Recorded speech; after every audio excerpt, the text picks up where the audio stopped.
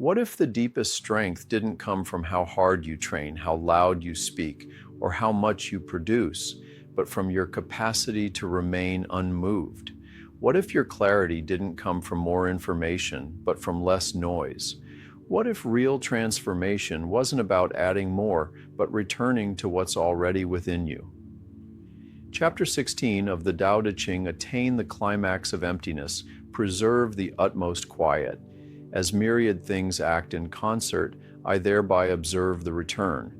Things flourish, then each returns to its root. Returning to the root is called stillness. Stillness is called return to life. Return to life is called the constant. Knowing the constant is called enlightenment. Acts at random, in ignorance of the constant, bode ill. Knowing the constant gives perspective. This perspective is impartial. Impartiality is the highest nobility. The highest nobility is divine, and the divine is the way. This way is everlasting, not endangered by physical death. Today, we explore one of the most powerful and paradoxical ideas in the Tao. Stillness is not the absence of life. It is the root of life. In a world of endless distraction, constant reaction, and high-speed everything, stillness becomes not just a refuge, but a form of rebellion. This lesson is not about sitting still physically. It's about cultivating an unshakable inner stillness, so that when everything outside is in motion, you remain centered. The myth of movement. Why more isn't always better. We live in a world that equates movement with progress. If you're not grinding, you're falling behind. If you're not posting, you're invisible. If you're not saying something, someone else is shaping the narrative. But in this overactive world, the Tao gives us a radical reminder. Things flourish, then return to their root.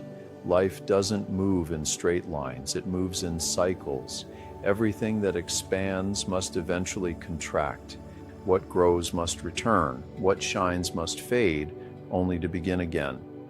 In Taoism, this is not a problem, it's a principle.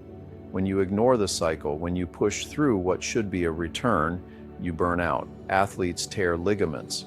Entrepreneurs crash emotionally. Relationships rupture. Spiritual seekers lose their way, not because they didn't try hard enough, but because they refuse to return. Stillness is the gateway to return. What is the return? It's not going backwards, it's not regression, it's not quitting. The return is the recalibration of alignment. It's returning to center, returning to source. Laozi says, returning to the root is called stillness. Stillness is called return to life.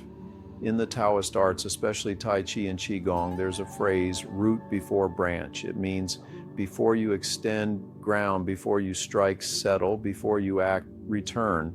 And in life, before you react, breathe. Before you post, reflect. Before you chase, return. When you cultivate stillness, you're not disconnecting, you're rerouting. Let me tell you a story. A few years ago, I was working with a high-performing athlete. All the sponsorships, all the pressure. He trained harder than anyone I'd seen, but he was constantly injured, constantly mentally fried. I didn't tell him to stretch more. I didn't say, train harder. I told him, you need to create space. He began doing 15 minutes of stillness every morning, not journaling, not affirmations, just sitting with his breath. 6 months later, not only was he injury-free, he said something that stuck with me. Stillness didn't slow me down, it made me clean. That's what returning to the root does. It clears the static, it aligns your systems, and it restores the quiet confidence that you never needed to earn. Only remember, stillness and the death of identity. There's a line near the end of this verse that often gets overlooked. This way is everlasting, not endangered by physical death. When you hear death in Taoism, think more metaphorically. Stillness is the death of the reactive self, the death of ego chasing status, the death of the identity that needs to be seen, praised, validated. And this isn't bad news, it's liberation. When you learn to be still, you see how much of your life was spent in reaction. to other people's opinions, to fears that weren't even real, to imagined futures and relived pasts. But in stillness, all of that dissolves. You begin to experience something closer to who you actually are. And from that space, you begin again, but from alignment. Stillness is a practice, not a personality trait. Now, let's be clear, stillness is not something you're born with. It's not for monks or mystics only. It's a trainable skill. Just like you train muscles, you train stillness. And in the meditative arts, it's done by repetition, simplicity, presence. In Tai Chi, the moment your mind leaves the form, your structure collapses. In Qigong, when breath becomes erratic, energy disperses. Stillness is not found in grand silence, it's found in the micro moments.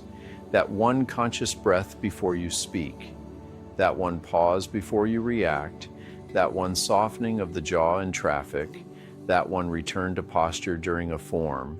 You are not training to escape life, you are training to meet life, but with root. Action steps.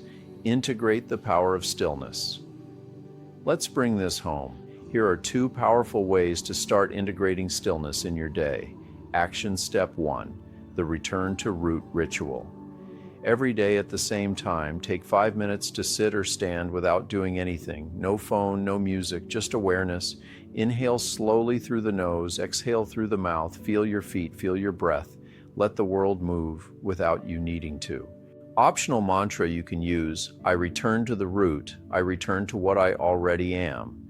Do this for 30 days and watch how you begin to move differently, even in chaos. Action. Step 2, the stillness trigger. Pick one external moment each day to be your reminder to return. Examples. Every time your phone rings, every time you sit in your car, every time you touch a door handle, let that be a trigger to pause, drop in, and breathe. You're not adding tasks, you're remembering your root in the middle of real life. Knowing the constant gives perspective. The world will always be moving, but the Tao doesn't ask you to move faster.